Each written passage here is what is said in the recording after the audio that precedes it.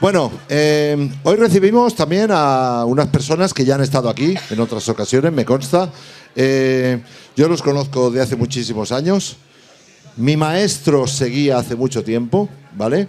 Y no estáis viendo doble, ¿eh? Bueno, son dos investigadores que llevan muchos años desmontando, cuestionando los pilares de la cosmología oficial.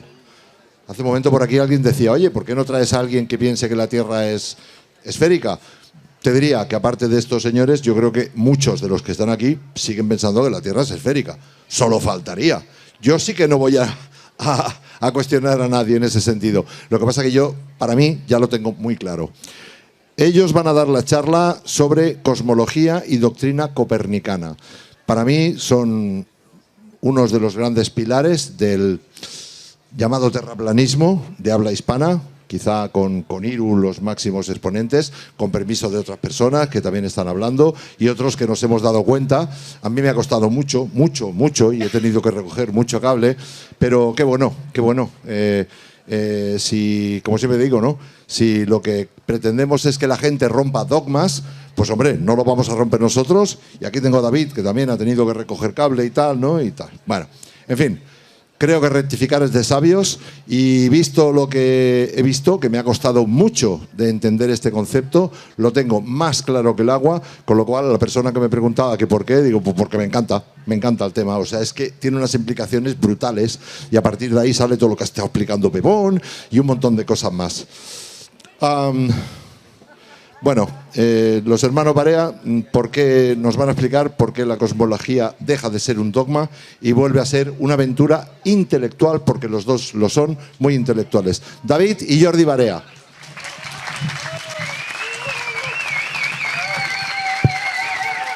Muchas gracias. Bueno, muchísimas gracias de verdad a todos. El primero a Miguel por habernos vuelto a invitar a un evento de Ciencia de Espíritu. De verdad, muy agradecidos que interesen estos temas y se puedan seguir difundiendo y divulgando sin querer convencer a nadie de nada. Simplemente el hecho de cuestionar, que es lo que intentamos hacer nosotros y transmitirlo para que les sirva. Y también muchas gracias a Josep Pàmies por haber abierto este espacio para que nos podamos reunir hoy todos aquí y además de cuestionar muchas cosas, también ser un lugar de apertura a toda esta energía que se está generando, que a mí me encanta. Así que muchas gracias, Josep, también. Y agradeceros a todos, que me consta que habéis venido de múltiples lugares, de muy lejos, y también el esfuerzo, considero que el aplauso también va para todos ustedes. Muchas gracias. Haremos un revisionismo histórico, pero a mí la verdad es que me ha llamado mucho la atención que muchos de los ponentes, ya no solo de las personas que estáis aquí asistiendo a este congreso, han hablado de tierra plana. Y de alguna forma eso hay una implicancia, una lectura que se tiene que hacer de que es un tema que cuando te pones a revisarlo, atraviesa el espíritu de cada uno. Y por lo tanto, tanto a ustedes como a las personas que vamos aprendiendo y que de alguna forma nos subimos aquí a explicarlo, es porque nos ha llegado muy profundamente este calado y la significancia, ¿no? que aporta. Y por lo tanto, hoy vamos a intentar hacer, en ese revisionismo de la historia, a tocar esos temas que justamente han fundamentado y estamos poniéndolos a prueba. Se llama Congreso Ciencia y Espíritu. Vamos a intentar hablar un poquito de ciencia, un poquito de espíritu, también de salud, de historia, de cosmología, de geopolítica y de conciencia. Es complicado en una hora tocar todos estos temas, pero al menos alguna pincelada para el que le pueda servir. Así que muy bien traído todo el título del Congreso y lo que le sigue. Siempre decimos, antes de empezar, quiero dejarlo claro, que creer nada aclara. Así que siéntanse todos ustedes libres de poner lo que vamos a hablar hoy en práctica y también de ignorarlo. Por supuesto, están en toda su libertad. Como decíamos, te atraviesa. Es un tema que uno cuando realmente se pone a investigarlo en profundidad y a comprenderlo, el tema de la cosmovisión y la cosmogonía no se puede dejar de lado. Así que vamos a ver junto con ustedes lo que sería el marco teórico para empezar. ¿De qué estamos hablando?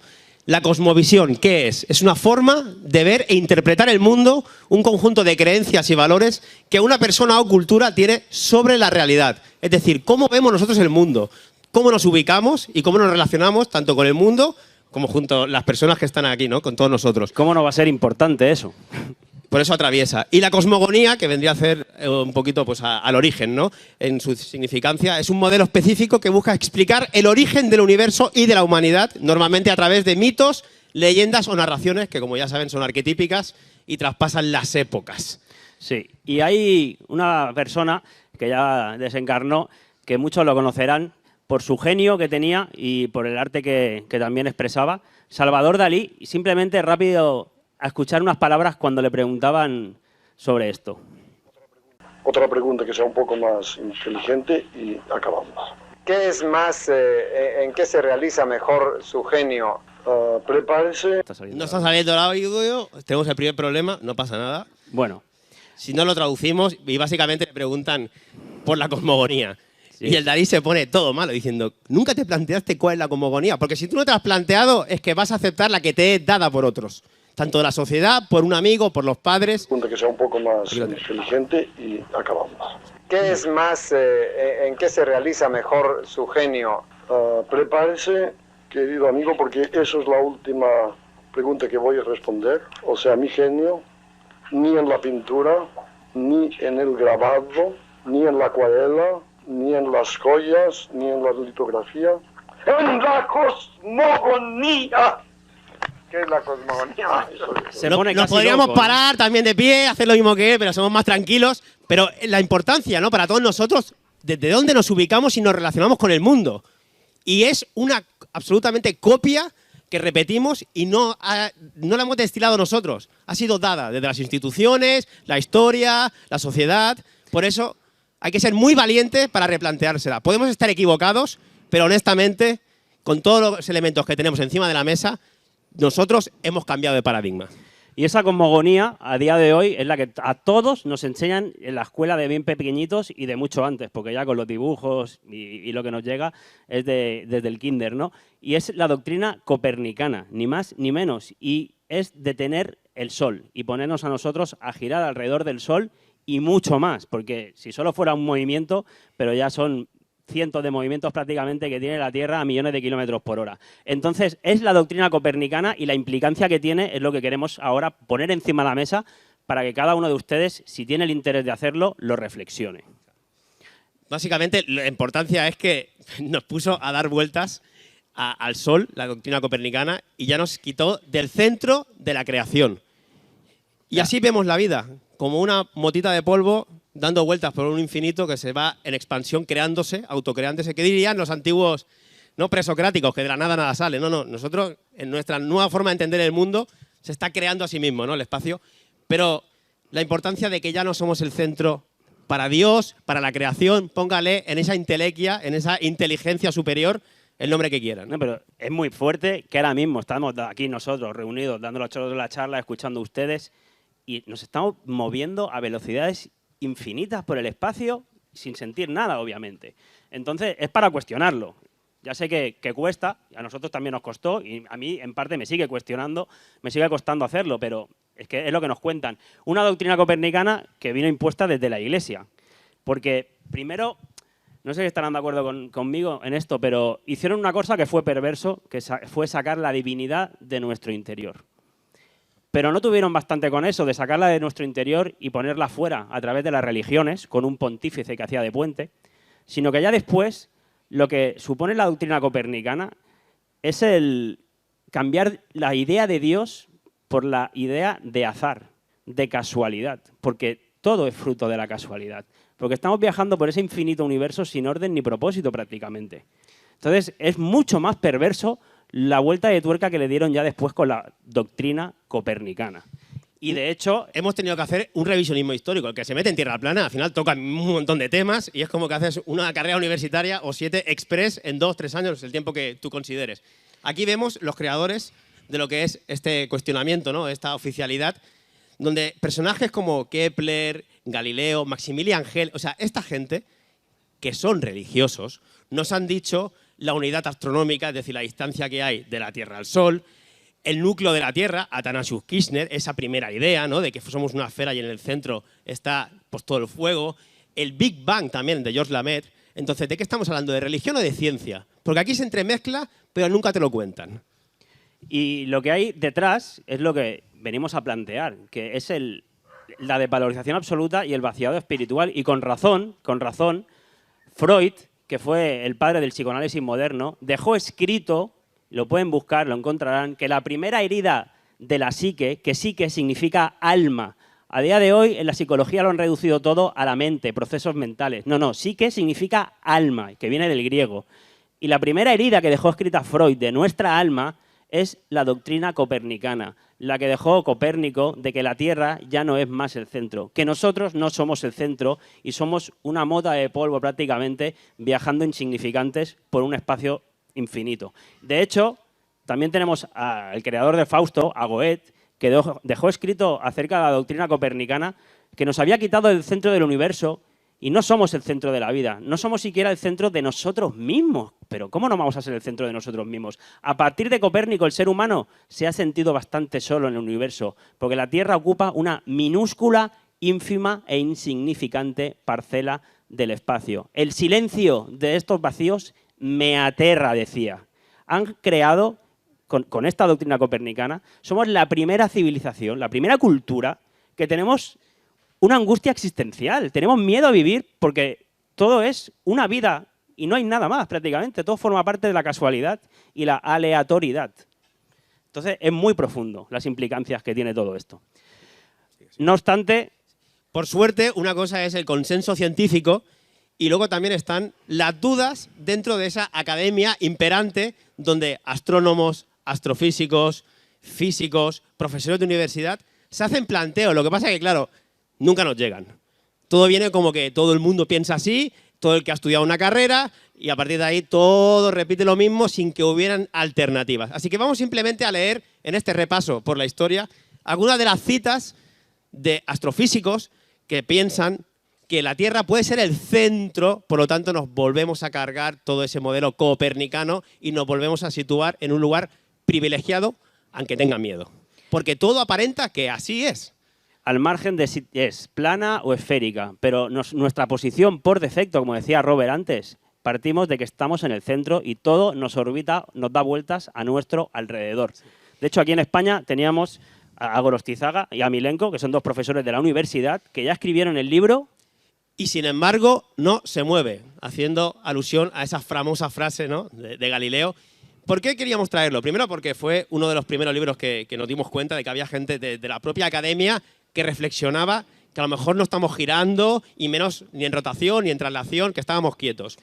Y en uno de sus libros, justamente, y sin embargo no se mueve, Gorostizábal, fíjense en ese revisionismo histórico lo interesante que es unir otros temas. Porque decía, la Revolución Francesa, ¿cuál era la Revolución Francesa? Egalité, fraternité e igualité.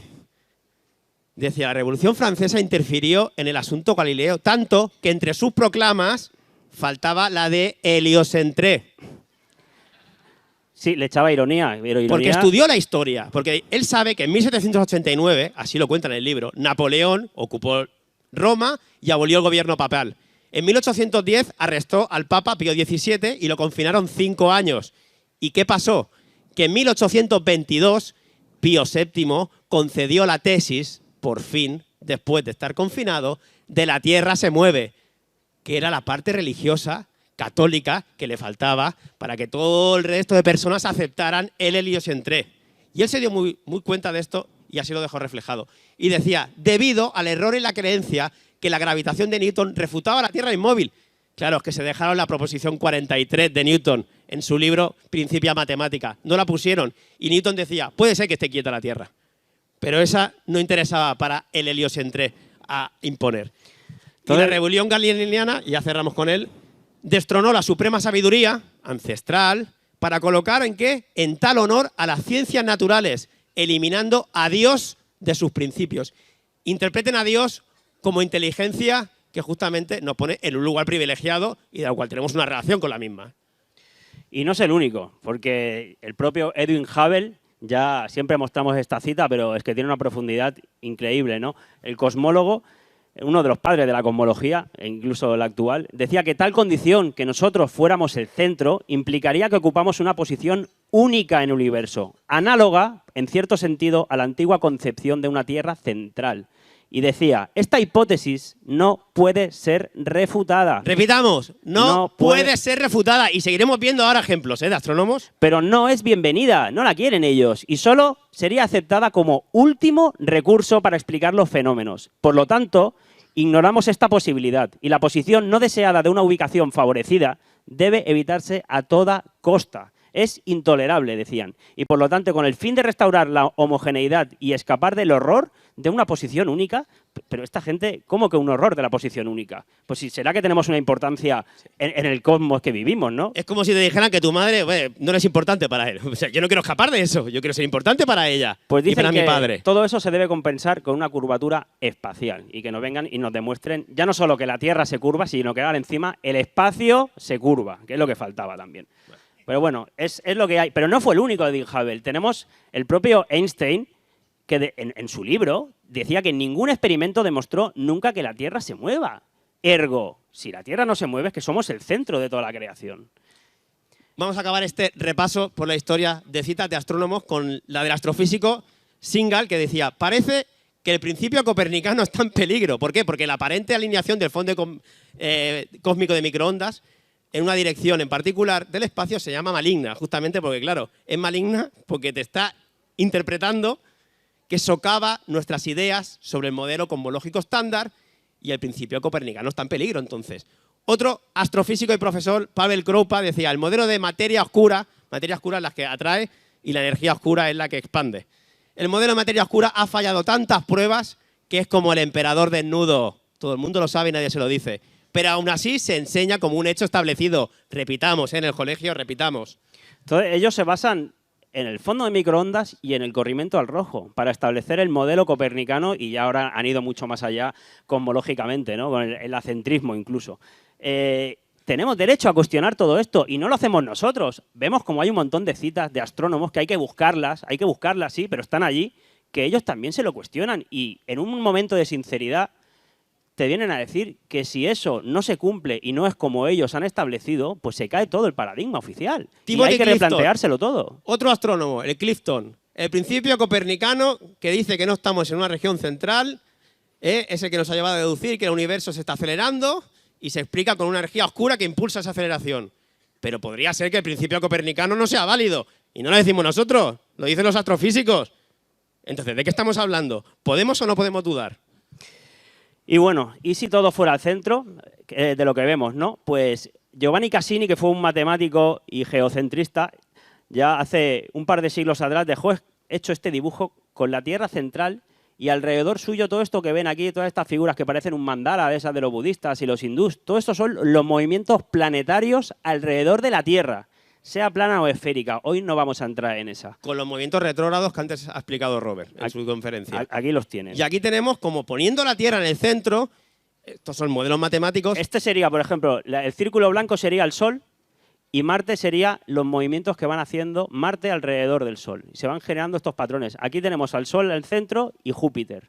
Aquí tenemos lo mismo con Mercurio. Va generando todos estos patrones hasta llegar al dibujo que hizo Giovanni Cassini. Y esto es así. Cuando pones la Tierra en el centro. Si no pones a la Tierra en el centro, no se dan estos patrones armoniosos para mí y de belleza, ¿eh? Pero bueno, cada uno entenderá como considere. No sé si habían visto esto alguna vez. Búsquelo, lo encontrarán y hay un montón de páginas en Internet que te generan estos patrones. Sí. No los hemos inventado nosotros, ¿eh? Los hemos sacado.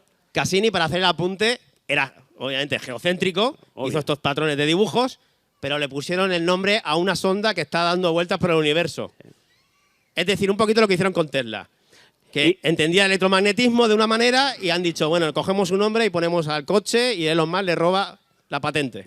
Y por cierto, estos movimientos, si se quieren simular aquí en la Tierra, en un laboratorio, con las condiciones controladas, se pueden simular, pero únicamente hay una manera, hacerlo con electromagnetismo. Por eso hablamos de un cosmos eléctrico. No solo nosotros, sino un montón de físicos y matemáticos.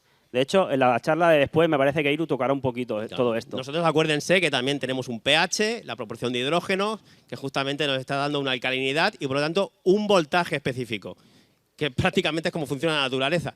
Lo que pasa que para el universo se inventan esa gravedad que aquí en la Tierra pues no podemos experimentar con ella, porque te dicen que no hay un objeto con suficiente masa para hacerlo. Pero bueno, tenemos que creerlo. ¿Ves las implicancias que tiene un modelo copernicano o no? Todo lo que va para adentro, es muy profundo, por eso al que se pone a investigar le atraviesa. De hecho, si te pones a investigar, pues das... Sí, das con esto también. Ya lo hemos mostrado aquí, la otra vez que vinimos también, pero hay que recordarlo, que el principio de autoridad y sobre todo el acabar de fijarnos la idea de que sí, le estamos dando vueltas al Sol, viene de esta gente, de las agencias espaciales, que son presuntamente las únicas que han salido. Y fíjense los vídeos y échense una risa, por favor, con sus amigos por las tardes. Sí, es tremendo. De hecho, pero el tema es, ¿tenemos o no derecho a cuestionar después de ver todas estas imágenes? Esta es la que siempre habla Iru, ¿no? Que se le cae el martillo, que casi se hubiera matado si le rompe el traje de astronauta y no se puede ni agachar a buscarlo. Todas estas simulaciones, porque para nosotros van con cables, obviamente que van con cables, pero no solo cuando iban a la Luna, ¿eh? Porque hace poquito que La Sexta vino a hacernos una charla, ¿no? Qué mala gente, ¿eh? La Sexta, Josep, no solo se mete contigo, ¿eh? Con nosotros también nos atacan. No, y mira, y le llevaron a Pedro Duque, ¿eh? Sí. A Pedro Duque le llevaron... Qué mala gente, dice. Y le queremos mostrar el canal de los hermanos Barea, ¿eh? Para que nos pongan bien la raya. Claro, y solo le enseñaron este vídeo de los 50.000 que les pusimos, ¿no? Estos vídeos. Miren la cara que ponía el astronauta, ¿eh? Cuando se le cierran de golpe las piernas. No sé si se han dado cuenta.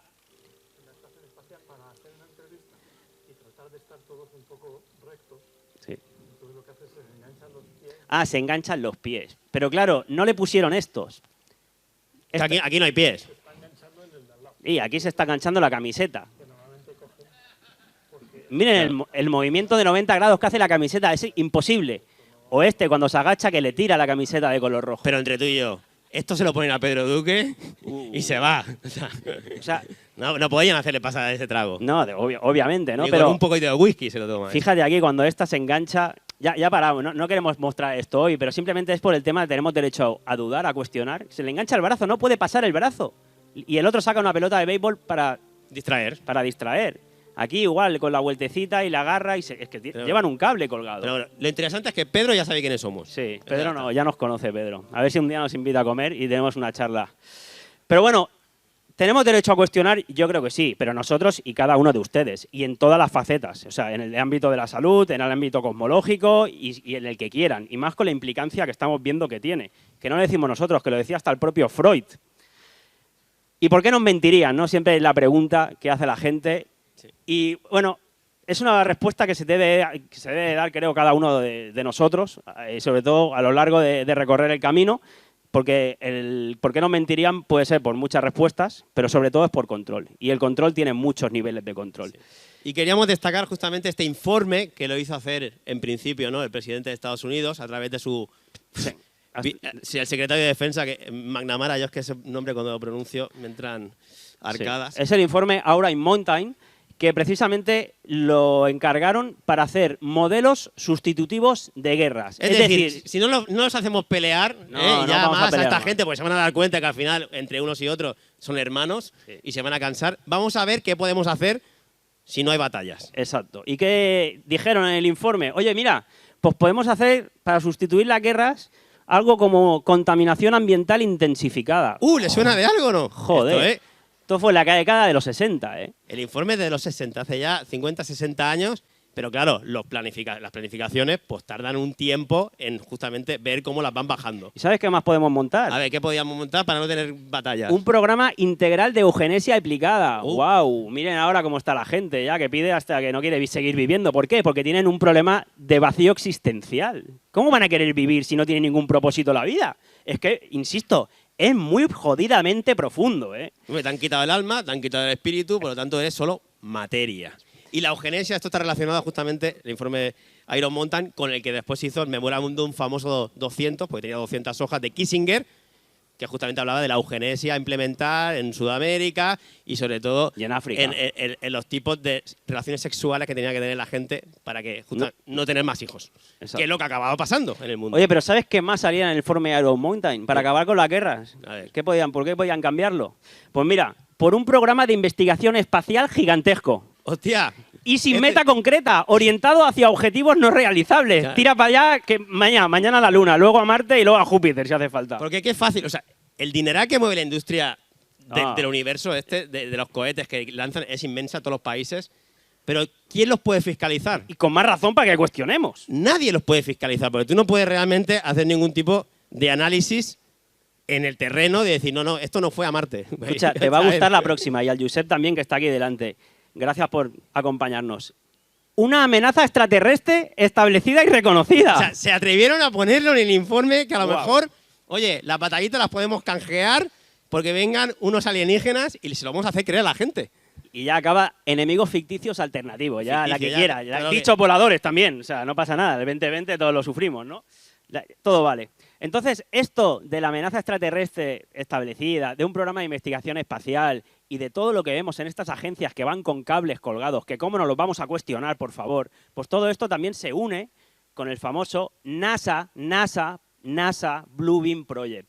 Insisto con el nombre de NASA porque muchas veces se olvida, no sé si intencionalmente por la gente que a veces habla de él, porque el supuesto informe este de las Naciones Unidas dice NASA Blue Beam Project, que sería, pues al final, el generarnos la idea de que pueden venir a invadirnos del supuesto espacio exterior.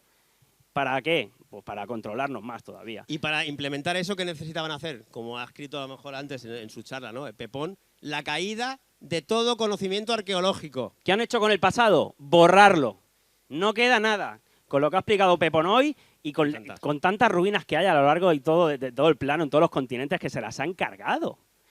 Lo están destruyendo todo el pasado. ¿Para qué? Para que no podamos conocer. Y luego habla de un gigantesco show espacial, como el que estamos viendo a día de hoy. Bueno, ahora lo seguiremos viendo. Sí, porque a día de hoy ya están planteando, ya lo saben ustedes, con esto del 3 y Atlas, lo vamos a observar. Entonces, todo esto del NASA Blue Beam Project, de hacernos creer en que pueden venir marcianitos de fuera de la Tierra, ya llevan muchos años implementándolo, muchísimos. De hecho, todo esto empezó con Disney. Claro. ¿Qué hizo Disney? A través de las películas, sobre todo de dibujos, junto con Von Braun, que este es el de la derecha, hacernos creer que el universo era posible. Pero antes de realizarlo, nos tienen que proyectar en nuestra mente que la posibilidad es real. Y una vez la tenemos asimilada, entonces le meten bocado. Ya van directos a la mentira, a estructurarla. Sí, así iban, ¿eh? Antes de la llegada del hombre a la Luna, primero le hicieron creer que se podía llegar a la Luna. Y buena parte de ello, pues lo hicieron a través de Disney. Y aquí, como decías tú, Von Braun, que por cierto, este era el nacionalsocialista, que se lo llevaron con la operación Paperclip para Estados Unidos. Pero a este sí que le dejan, Como a hablar. cientos y cientos de científicos y gente de Alemania que se llevaron después de la guerra. Sí. Pero este sí que podía hablar, ¿no? Este lo ensalzaron encima. Sí. A este no le censuraron, como se han echado encima hoy en este evento, simplemente por cuestionar cosas, ¿no? Por cierto, la carrera espacial en esa época, también mira quién la financiaba. Lo presentaba todo Monsanto también. Josep, están en todas. Todo juntito. ¿Qué más les da hacer que plantas y semillas que el universo? Y obviamente, pues a través de la televisión, de Hollywood, de todas las películas, todos recordarán Encuentros en la tercera fase, ¿no? Pues si empezaron con todo esto, cuando nosotros éramos chiquitos, hermano. Ya habían empezado. Aquí había gente ya más mayor, pero nos la hemos tragado todas. A día de hoy con Netflix, una barbaridad de series ya de extraterrestres, alienígenas ancestrales, por favor, los Anunnaki, si están viniendo ya están entre nosotros, que te hacen creer... Estos hicieron daño, ¿eh? No, te hacen creer que un cuadro es la anunciación de la Virgen María, es una nave espacial. O sea, yo también creí. Yo entiendo que hicieran interpretaciones, pero es que se pasaron de vuelta. Se pasaron de vuelta. O sea, el que conducía al Sol y el que conducía a la Luna eran marcianitos que venían de fuera. Escúchame, Apolo los griegos también lo dibujaban con el carro que estaba llevando al Sol, ¿sabes? O sea, todas las culturas y mitos que han intentado hacer una cosmogonía, lo que veíamos al principio, a través de relatos, de mitos, de leyendas, intentar entender el cosmos. Porque es también. muy importante, si no me pongo como Dalí, Ponte. es muy importante la cosmogonía. Exacto. No. ¿No? Te podías haber dejado un poco de bigote y ya lo bordas. Y bueno, todo esto ha continuado porque el gigantesco show espacial debe continuar en la música, por supuesto. Hemos visto un montón de ejemplos y lo seguimos viendo, incluso con la New Age, ¿no? Están esperando al comandante Ashtar que venga, que es el primo hermano de los Anunnakis de la Galaxia 3. Y también sale, porque Aquí investigando, ahí uno empieza a rebuscar a ver qué encuentra y uno también llega al foro de Davos. Esto es importante, porque ya empezaron a plasmar cositas y dijeron, en el 2013, riesgos globales para el mundo. ¿Y qué pusieron aquí en esta pajanita? Mira, Descubrimiento de vida extraterrestre. Dentro de 10 años, 2013 más 10 años, 2023.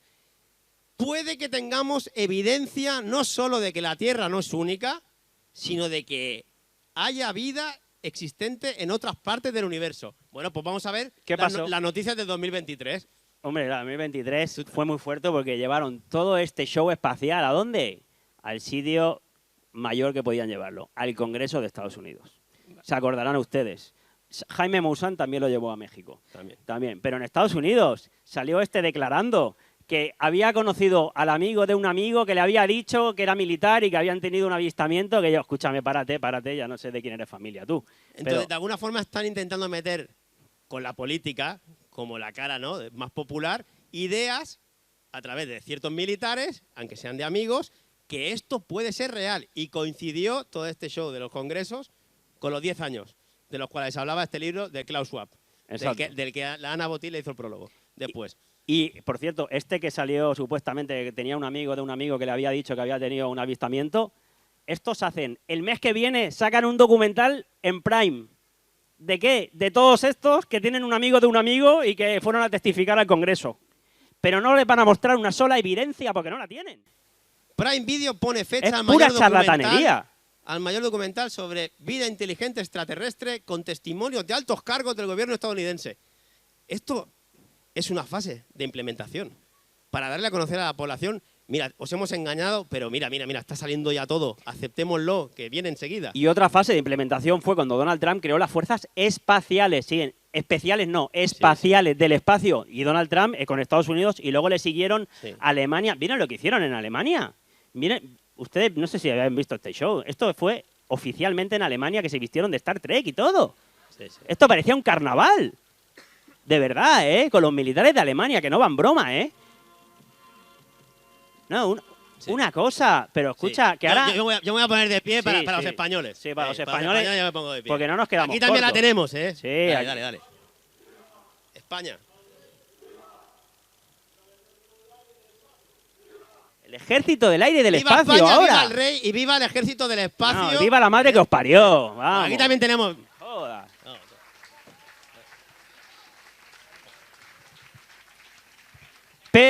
Pero uno se pone a investigar, y ya hace muchos años, y también en buena parte, bueno, gracias a todo este movimiento que ha surgido, que tendrá mayor o menor acierto, pero ha investigado muchísimo todo el movimiento en España, en Estados Unidos, en todo el mundo, y gracias a todo ello también nos encontramos que en relación a esto, a este gigantesco show espacial, la secretaria de Wernher von Braun, sí, el nacionalsocialista que se llevaban a Estados Unidos, como a tantos. El que hemos visto antes, que con Disney, previamente a salir al universo, nos fijó la idea de que eso podía ser real. Bueno, y el que hizo los cohetes, pues, El supuestamente... V5, la cohetería. ¿Vale? ¿Y qué decía Wernher von Braun a su secretaria ya hace muchos años? Es esta, la Karen Rosling. Vamos a escucharlo porque, si no, lo van narrando. Wernher von Braun me enseñó que primero los rusos serían identificados como enemigos. Vamos con los comunistas. Hombre, los comunistas, venga, toda por la culpa favor. para ellos, Cuando lo conocí en 1974, los rusos ya eran el enemigo y nos decían que tenían satélites soviéticos, ¿se acuerdan, no? Del Sputnik, con los anuncios de Estados Unidos que le decían a la gente, no salgan de casa que los rusos te espían. Y eran los anuncios que les ponían. El miedo psicológico a la población. Con una pelota de metal con 3 limpiaparabrisas. Y escuchaban a la gente, les decían. Bueno, que los comunistas iban a venir a por nosotros, les decían, ¿no? Sí. Dice, Los rusos primero serían el enemigo contra quienes deberíamos construir armas espaciales. espaciales, decía. Luego identificaríamos a los terroristas y eso sucedió poco después. Escuchamos mucho sobre el terrorismo. Es una fase que todos, me parece que sobre todo a partir del 11S, se ha ido produciendo también en toda Europa. Bueno, y ahora es tremendo cómo podemos ver a Donald Trump y a toda Europa juntarse con el Al-Julani, el que era de Al-Qaeda, y ahora están en la Casa Blanca con la alfombra roja. Juzguen ustedes, bueno, juzguen, ponlo encima de la mesa, plantéense cosas, ¿no? Bueno, que escucharían mucho de terrorismo también, les iba diciendo su jefe en ese caso.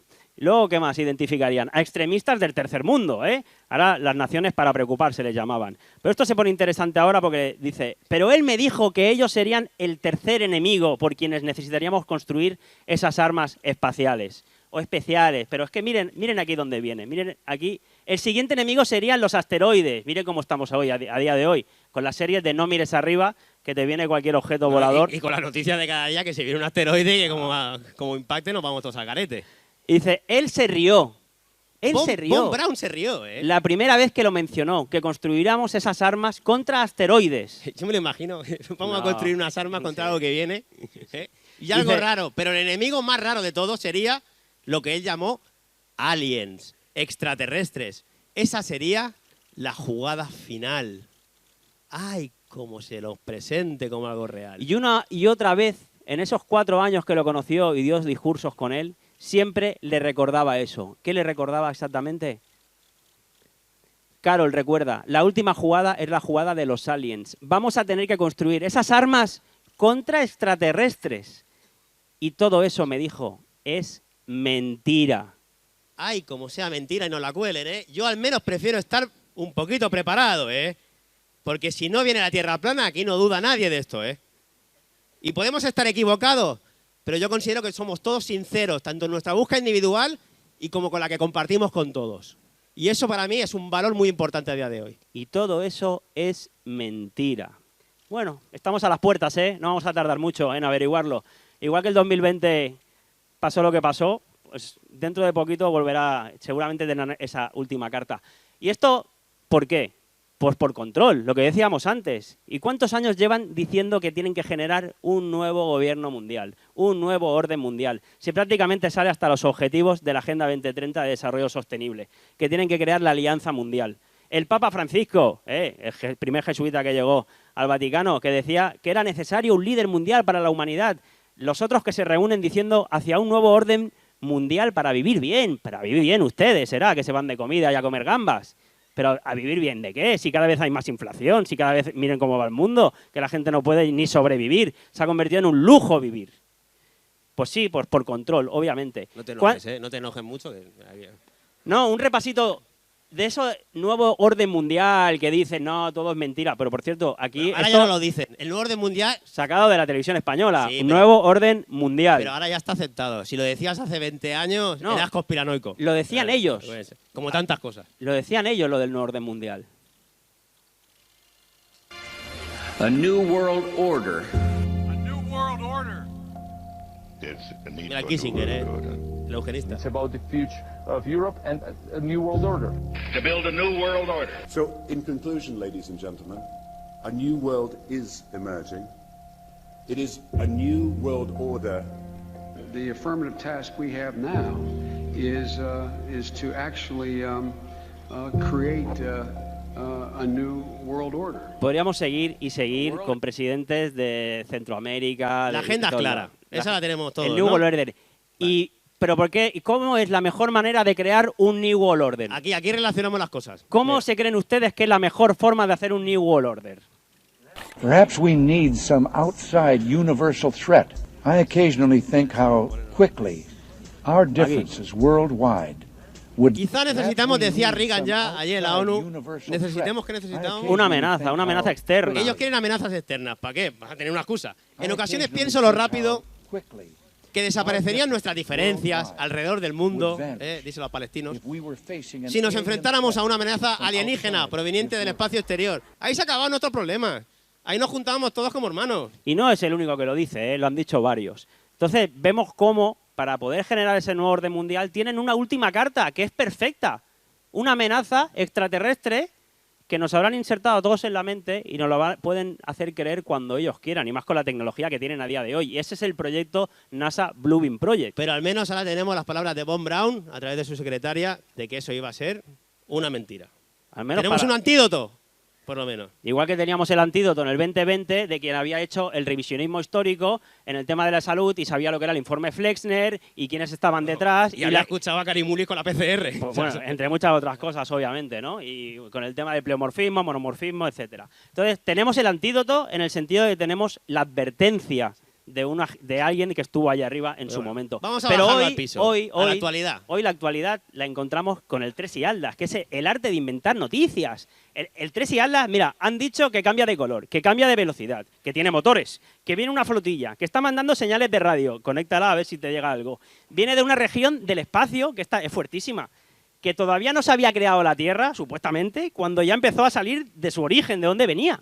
Sí. O sea, es una fumada impresionante. No te lo crees. Ya, es que no te crees nada, Tete. Te lo tengo dicho. ¿Alguna dale? La actualización de todo este Bluebeam que tenemos hoy, lo tenemos con Avilo, a día de hoy. Iker Jiménez, que bueno. No, con la cara de interesante. Bueno, aquí no la voy a hacer larga, que vamos mal de tiempo, pero le acaba diciendo Avilo, aquí al final. Respuestas a preguntas que ahora no entendemos del todo.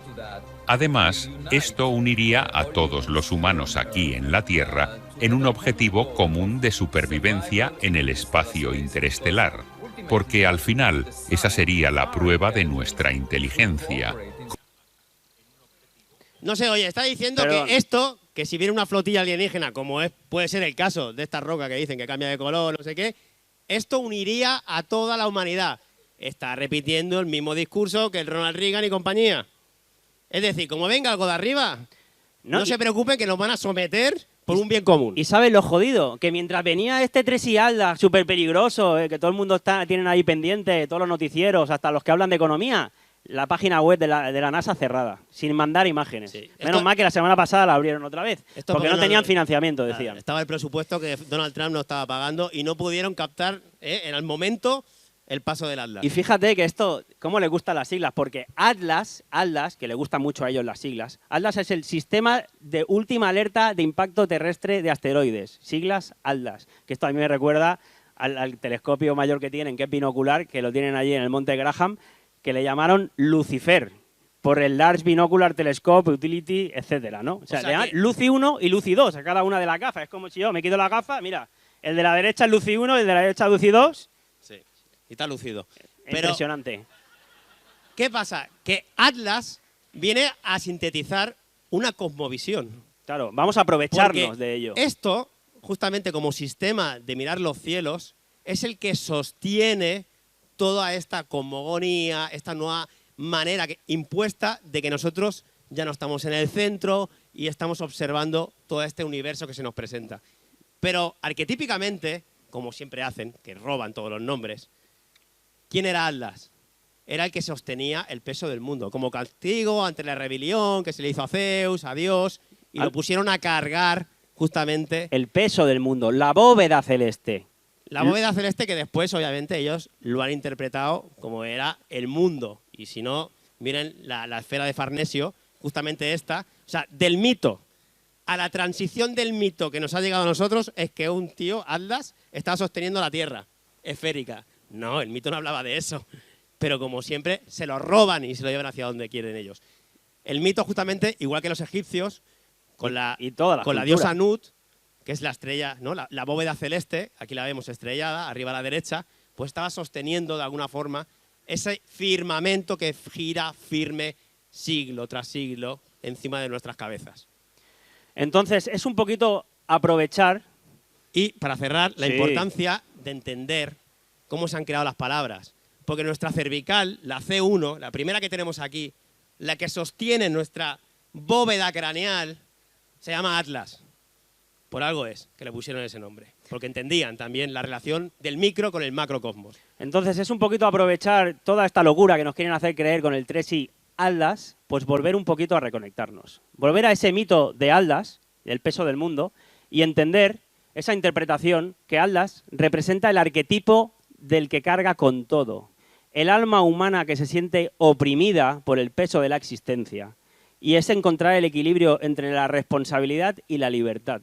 Es el verdadero sostén del mundo que está dentro de cada uno de nosotros, sobre nuestros hombros. Esa es lo que nos está diciendo el mito de Atlas. Porque muchos se ríen de los antiguos, mira el panteón de dioses que tenían, mira una cultura que tiene muchos dioses, es porque entiende la relación que hay dentro de sí mismo.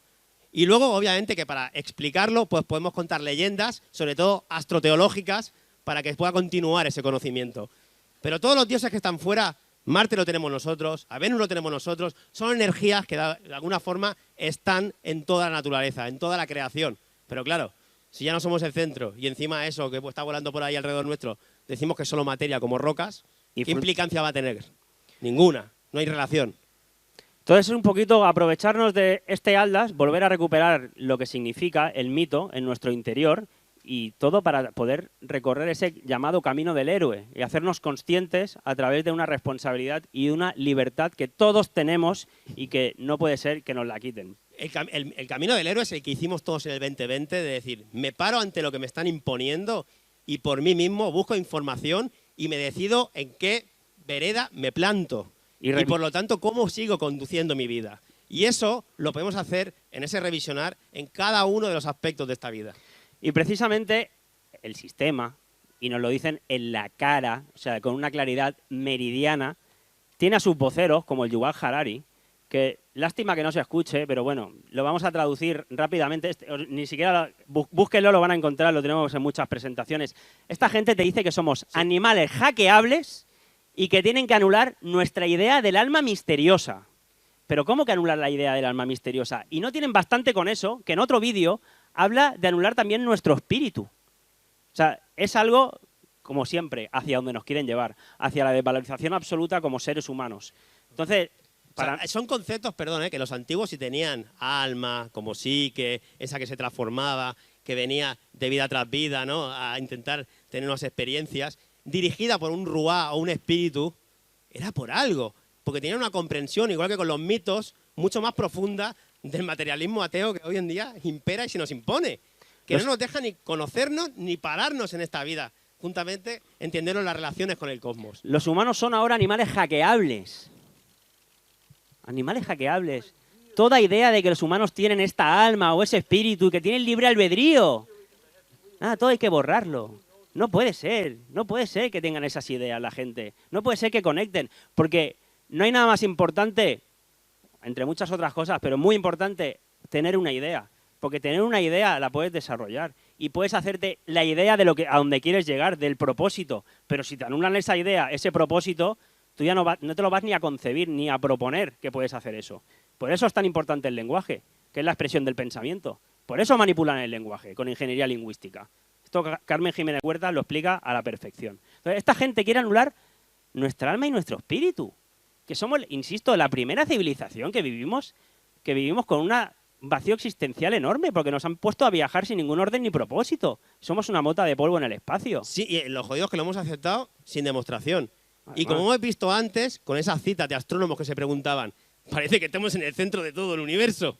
Pero no, tú estás en una esquinita ahí creando masa y materia de algo. A mí me parece que es muy importante que nos lo cuestionemos, al menos que lo revisionemos por cada uno de nosotros. Y animales hackeables, claro, es que nos quieren hackear todos, si es que nos quieren hacer el transhumanismo en 2 días. Están hablando de alargar la vida, pero de alargar la vida, ¿sabemos lo que es realmente la vida? Vamos a ir un poquito a intentar comprender lo que es la vida y la muerte, obviamente. El tema del transhumanismo y todo esto de alargar la vida, primero que para mí es una evidencia de no aceptar que nacimiento y muerte ambos forman parte de la vida. La muerte une existencias, pero no porque lo digamos nosotros, porque hay un montón de experiencias de todas las culturas que lo han tenido presente, menos la nuestra, nos lo han capado, tabú. Y además, el tema de alargar la vida es temer perder nuestro cuerpo físico. Porque lo único que, claro, si te han dicho que solo tienes cuerpo físico, pues tú tienes pánico a perderlo. Entonces, para mí es una consecuencia evidente de una sociedad totalmente ateo, materialista, enferma. Y es consecuencia de ese enorme vaciado espiritual al cual llevan siglos ya sometiéndonos, ¿no? Y así hemos llegado. Pero esta élite, en este caso mostrábamos las palabras de Harari en el foro de Davos, obviamente ellos van a hacer todo lo posible por anularlos. Pero yo también les digo que el camino, al menos lo que nosotros vamos entendiendo, y así lo han hecho muchas culturas anteriormente, es que el camino es individual, siempre, siempre. Y vendrán adversidades, obviamente, porque eso es el fruto también para que nos esforcemos y nos superemos. Y de ahí la famosa frase que el ego es lo primero que esclaviza mucho antes que las élites. Sí, porque aquí muchas veces nos fijamos en, fíjate qué están haciendo ellos, fíjate cómo nos quieren someter, ¿y cuándo nos vamos a mirar a nosotros? ¿Cuándo vamos a empezar realmente el cambio individual? A lo mejor en pequeñas cosas, pero esta sociedad, si a lo que le temen es que tengamos conocimiento del alma y espíritu, también es que nosotros, de alguna manera, crezcamos no solo en número, sino en calidad. Porque cuando crecemos en calidad y la energía va para un lado, la masa se suma.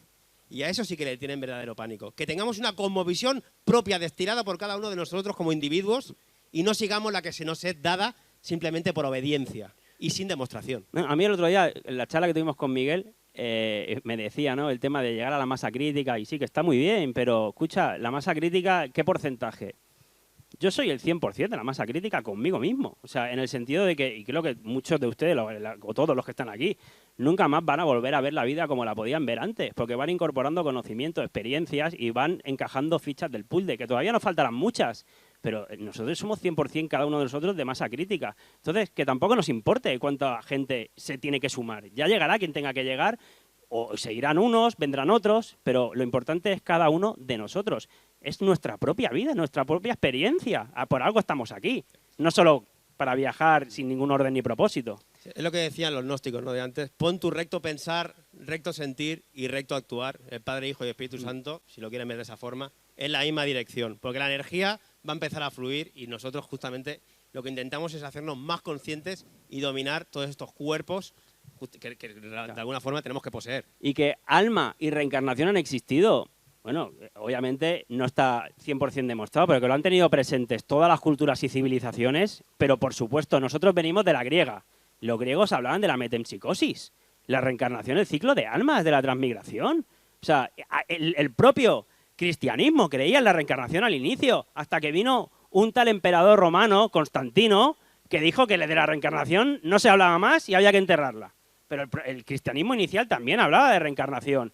Si nos vamos a los budistas, ni te cuento, ¿no? Con la rueda del samsara, las experiencias de los bardos, de cómo se pasan unos a otros. Y si nos vamos a los hindús, más de lo mismo. Entonces, alma, simplemente hacer una apreciación, ya que estamos aquí en Cataluña, muchos lo entenderán, el tema del cuerpo físico, alma y espíritu, en catalán se entiende muy bien el tema del alma, porque alma es ánima, y ánima es el que anima, y de ahí vienen los dibujos animados, que es darles movimiento. No, parece de risa, pero las palabras, la etimología de la palabra tiene mucha importancia. Decía Platón, conocer el significado de las palabras y conoceréis el significado de las cosas. Los dibujos animados se les da ánima, se les da movimiento, y eso es lo que nos anima a todos. Más allá de que luego, obviamente, todos nacemos con experiencias adquiridas, por eso nos comportamos de determinada manera ante una cosa en la vida o no, porque venimos con cosas adquiridas, aprendidas seguramente de otras vidas, que hemos tenido otras experiencias, y eso se queda grabado. ¿Cómo? Como se graba todo, electromagnéticamente, porque somos seres electromagnéticos. Eso lo aprendimos con Hammer todos, ¿no?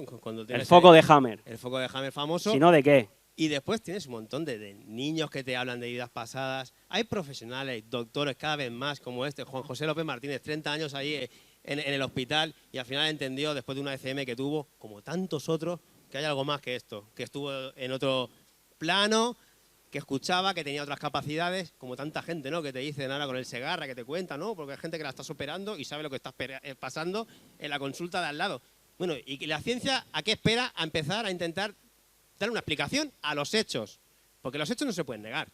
Ahora, hasta que la ciencia, que está secuestrada, no intente darle una explicación, el resto de la población, como la ciencia es Dios, no se lo va a creer. Es innegable que somos mucho más que un cuerpo físico. Innegable. A mí me gusta mucho el Bhagavad Gita, que es aquel poema que está Arjuna justo antes de la batalla y se le presenta a Krishna. Y lo primero que le explica, lo primero, de manual, no eres tu cuerpo físico, no te identifiques con él, tú eres mucho más, le habla del alma. Él no es el cuerpo físico, le dice. Imagínense, con esta cosmovisión, que luego cada uno se la tendrá que adaptar, profundizar, ya no eres tan controlable por un sistema. Porque tu miedo a la muerte, de que como esto es únicamente lo que tengo, este ratito que estoy aquí, ahí ya dejas de ser algunas cadenitas que te quisieron poner. Y por ti mismo empiezas a andar esta existencia. Entonces, bueno, el Bhagavad Gita es muy interesante, ¿eh? Lo primero que le explica es eso, lo segundo, obviamente, da pie a que le explique sobre la reencarnación. Krishna se lo explica. Lo tercero que le dice es que existe lo real, que es lo que nunca cambia, y lo que no es real, que es lo que siempre cambia. Yo me pregunto, ¿aquí hay algo que no cambie? Aquí todo se transforma en esta existencia que vemos. O sea, con lo cual, a lo mejor es lo que dicen los antiguos, que todo es una malla, un malla, y que esto no es lo real, hay mucho más. ¿Por qué? Porque somos mucho más que nuestro cuerpo físico. La vida tiene hilos invisibles. Que lo real que seríamos sería aquello que es inmutable, llámenle alma o espíritu, inclusive, como inteligencia reordenadora de las cosas. Porque igual que yo tengo una inteligencia y mis células obedecen a una conciencia mía, igual que está la inteligencia del bosque en un campo, donde tiene de alguna forma una influencia que reordena pues también aquello que es perenne, que nunca caduca, justamente en lo real en nosotros. Entonces, todo esto también de las reencarnaciones o de la propia energía y lo que somos, que, insisto, para mí es lo más importante que nos podemos preguntar, plantear y cuestionar en esta vida. Lo más importante. Más que si nos controlan o no. Vamos a mirarnos para adentro y a saber de una verdadera vez lo que somos o intentar aplicar ahí la energía. ¿Por qué ocurre todo esto? Ciencia y espíritu. Gracias, Miguel, para que nos lo podamos recordar cada día. Ciencia y espíritu, claro que sí, porque la energía ni se crea ni se destruye, solo se transforma. Y todo es eso, energía transformándose. Entonces, precisamente porque la energía fluye y se transforma, es por lo que también nos han explicado siempre que existe el karma. Algunos le han llamado, a mí me gusta verlo así, la ley de la correspondencia, la ley de oro. No hagas a los demás lo que no quieres que te hagan a ti, claro, porque te va a volver. La ley de causa y efecto. No hay efecto sin causa ni causa sin efecto. Los que les gusta mucho la ciencia tienen la tercera ley de Newton, la de la compensación. A toda fuerza ejercida sobre un cuerpo ofrecerá una fuerza igual de intensa, pero en sentido opuesto. Acción-reacción. Por eso se dice que no debería hacerse ciencia sin conciencia. Entonces, y la conciencia, el academicismo oficial, la deja de lado. Igual que deja de lado nuestra alma y nuestro espíritu. Bueno, de lado no, lo quieren matar. Ya vino Nietzsche y se lo cargó. Entonces, bueno, pues por todo esto, porque el tema de la energía es que se explica y se puede incluso reconocer a nivel de la tercera de Newton, el tema del karma y de la energía. Nada está ocurriendo al margen del karma. El karma es el fruto maduro de la acción. Igual que el árbol da sus frutos, el karma también lo dará. Pero no, llámale, a mí me gusta cambiarle la palabra karma por oportunidad. Es una nueva oportunidad todo lo que nos pase y podamos ver conscientes para trascender, para aprender. Entonces, de todo esto ya nos habían hablado todas las culturas, pero pasa que nosotros nos lo han capado, absolutamente. El propio Buda te hablaba de las 4 nobles verdades. La primera, aquí se viene a sufrir, ¿no? O sea, ¿se viene a sufrir? No, se sufre. La segunda es que te explica de dónde viene el sufrimiento, del apego y del deseo. La tercera, te decía Buda, no, pero se puede dejar de sufrir, ¿eh? Así y cómo. En la cuarta te lo explica, con el éctuple sendero. En el Bhagavad Gita que les decía antes, también en ese manual, Krishna se lo explica a Arjuna. Le habla del Bhakti Yoga, de la devoción constante a todo lo divino, a toda la creación, porque es una maravilla. Le habla del Karma Yoga, la acción desinteresada, y el Ñaña Yoga, ponerle conciencia a todo esto. A los que les gusta, por ejemplo, la Biblia, está perfecto, si también sale allí. 1, niéguese a sí mismo, que negar al ego. 2, que cargue con su cruz, el karma. Y 3, sígame. ¿Y qué enseñó en la Biblia la figura de Jesús? A amar por encima de todas las cosas, a los unos a los otros. Otro manual que funciona perfectamente. Y lo he conocido también, hablando de mitos, el mito de Teseo y Ariadna. También, o sea, ¿qué nos viene a explicar? Y lo tienen muy claro, los que son de Barcelona lo pueden ir a ver, en el laberinto de Horta. Ahora está haciendo obras, ¿eh? Bueno. Pero se puede ir, obviamente que, como toda cultura que estamos viendo, ¿no? Una cosmovisión muy similar, venimos a hacer algo, somos algo más, vamos a intentar desarrollar unos valores. Hoy en día, tú, ¿para qué quieres los valores? Pisa al otro y sube y asciende. Entonces ahí sabían que de alguna forma tenías que adentrarte en tu interior, hacerle frente a tu ego, pero siempre necesitas de un hilo, de una doncella, del amor, que es el que está moviendo el mundo, para saber salir y reorientarse. Teseo somos cada uno de nosotros. Ariadna es el alma que nos guía con ese ovillo, para que podamos seguir el camino después. Y el Minotauro que estaba en el centro, pues es nuestro ego, que nos tendremos que trabajar para trascender. Y terminar, insisto, sí, es que en el laberinto de Horta, cuando llegas al centro, no te encuentras al Minotauro, te encuentras a Eros, que es el amor. Por ahí también un poquito la enseñanza de mirarnos adentro y, sobre todo, expandir esa energía que llevamos dentro. Y para terminar, decía Carl Jung... Sí, la importancia, justamente Jung, que estudió con Freud, que se fue y habla de los arquetipos universales, que son, más allá de cualquier época, están impregnados en todos nosotros.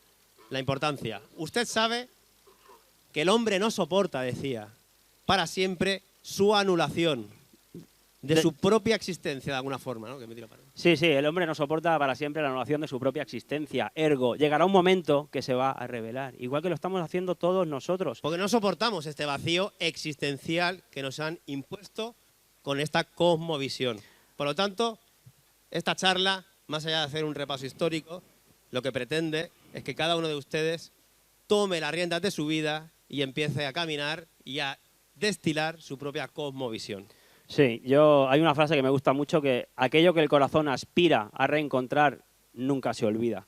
Creo que cada día más de nosotros estamos buscando eso y lo que decíamos al inicio, creer nada clara y todo lo que les hemos hoy compartido, siéntanse libres de intentarlo poner en práctica y también de ignorarlo. Así que muchísimas gracias a todos.